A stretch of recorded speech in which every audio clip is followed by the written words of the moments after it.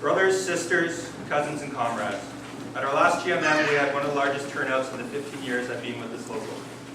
Having 160 members attend a GMM is something we're celebrating because it shows that an organization is healthy.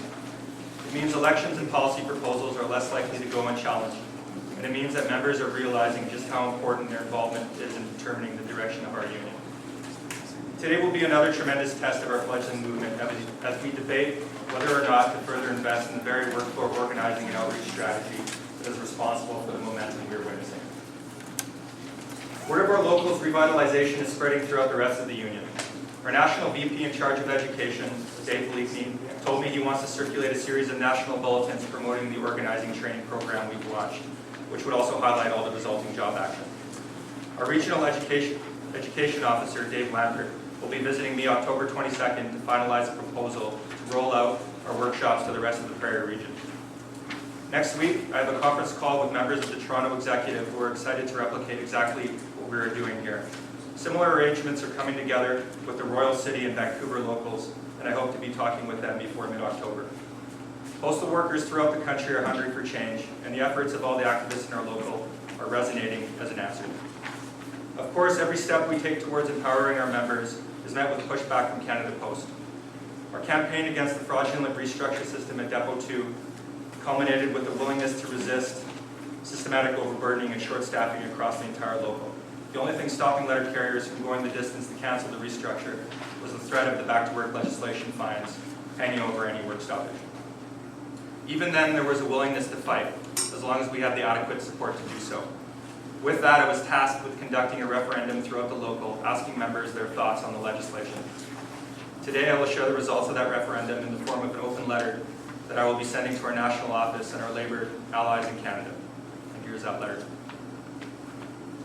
To our friends in the CUPW National Executive and the rest of the Labour movement, there can be no denying that the size and power of our movement has been in steady decline for at least the past 40 years.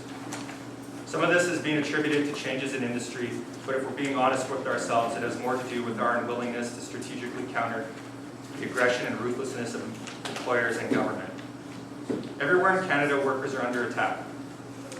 Whether it's General Motors violating its own plant non-closure commitments, Ford's massive cuts to education in Ontario, or Kenny's attempts to break collectively bargained contracts in Alberta. The powers that be will break any rule to further their agenda, knowing that we won't do anything to meaningfully challenge them. Our union was reminded just how powerless we've become when we were legislated back to work this past December for the 5th time since 1985. Despite the Supreme Court ruling in 2017 that Harper's similar 2011 legislation was unconstitutional. The message is clear. Workers in Canada have rights until those rights become inconvenient to the powerful. Now our members are asking uncomfortable questions like, why do we even go on strike if we just end up being legislated back? And what's the point of even being a part of a union if it won't fight when we need it most? In fairness, we've never received a straight answer to these questions. Only rumors that the previous national executive, of which many of you were a part of, didn't want to risk going against the legislation because, quote, members weren't willing to fight. Also, in fairness, how do we know how the members feel without actually asking them? In Edmonton, we took these concerns to heart and held 25 work floor meetings between September 4th and October 3rd to ask our members a very simple question. If you knew you had the financial and legal support of our national executive, support from others in the labour movement, and the mass majority support of our own local, would you then be willing to defy back-to-work legislation in order to improve your working conditions? Of the 939 members attending these work floor meetings, 83% of them voted yes. Woo! This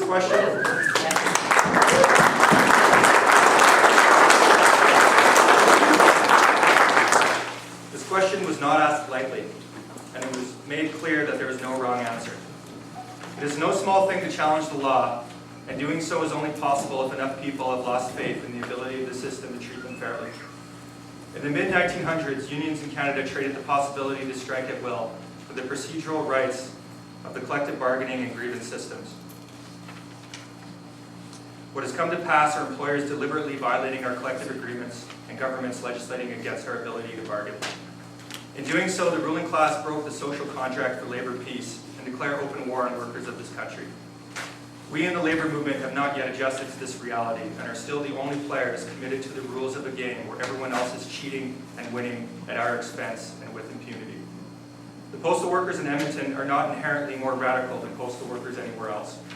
The only difference between us and our comrades throughout Canada is that Edmonton postal workers were actually asked what we were willing to fight for and to what extent we were willing to go.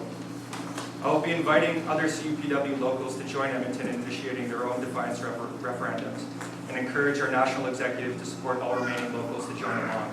Let the membership decide. Within the next couple of weeks, I also look forward to discussing with the national executive what you are willing to do to support our members in Edmonton now that we've clearly voiced our willingness to fight.